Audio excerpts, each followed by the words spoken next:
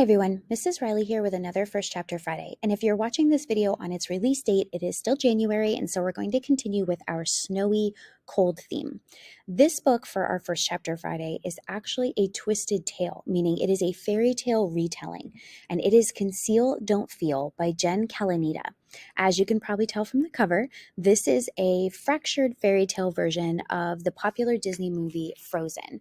And in this twisted tale, the author, Jen Calonita, has told a story where Anna and Elsa didn't actually know each other. So yes, they are still sisters, but they've never actually met. So I'm going to read just chapter 3 to you. I'm skipping chapters 1 and 2, where we hear a little bit from Elsa and we learn about what life is like. Elsa in chapters 1 and 2, we learn, is the only princess in Arendelle, and she's at the castle helping take care of the kingdom. So we're going to hear from Elsa in chapter 3. And throughout the book, we also hear from Anna, but this chapter is just going to be from Elsa. Elsa heard knocking and woke with a start. The late afternoon sun was casting shadows that tiptoed along the walls. She must have fallen asleep reading.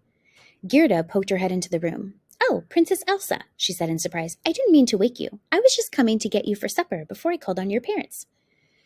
"It's all right. I'm up," Elsa said, stretching her arms wide. If her parents were joining her for dinner, that meant her father's meeting with the Duke of Wesselton was done and her mother had returned. "Why don't I call on them for you?" Gerda walked to Elsa's bed and started to smooth out the quilt and fix the pillows. "Thank you, Princess." Elsa's room was above her parents' chambers, which were above the great hall where dinner would be served. While Gerda tidied up, Elsa headed down the stairs and stopped short when she heard them arguing. Her parents never fought, and she was so surprised she wound up eavesdropping. "There must be something we can do. We can't continue like this." It was her mother talking. "Aduna, we've been over this time and time again." Her father sounded frustrated. "We don't have a choice. We must wait." "I'm tired of waiting. We've lived like this for far too long." "When it comes to magic, there is no timeline. He warned us about this." Magic? Magic was part of a child's imagination, the stuff of storybooks. Why would her parents be talking about something that didn't exist? "We were desperate. We didn't think. We should have tried to change their fates. Maybe if we appealed to Grandpappy again." "No, we can't be seen there. Even your travels to the village are getting too risky. What if someone learned where you were going, who you were seeing? Do you know what would happen if she were brought here?" Who are they talking about? Elsa strained to hear more.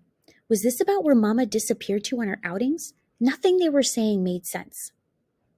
"I was always discreet, and I won't stop visiting," her mother sounded defiant. "We've missed so much already."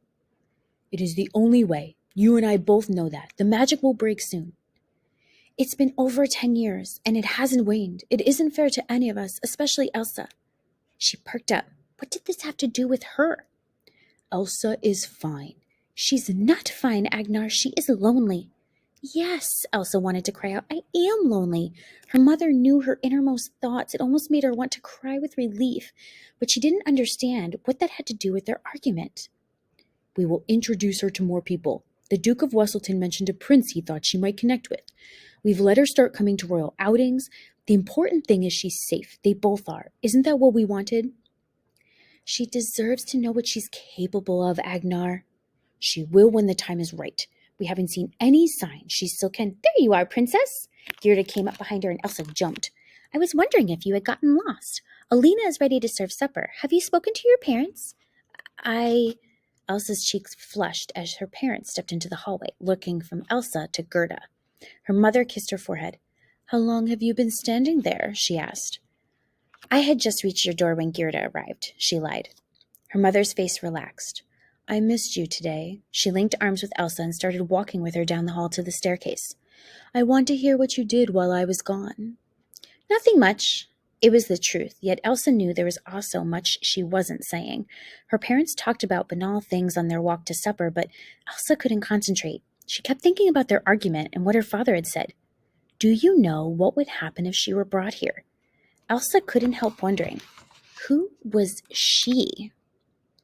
So that's chapter 3 of Conceal, Don't Feel by Jen Calonita, a fractured tale from the movie Frozen. If you would like to check out a copy of this book, make sure you fill out the First Chapter Friday Google Form raffle on the Library Google Classroom.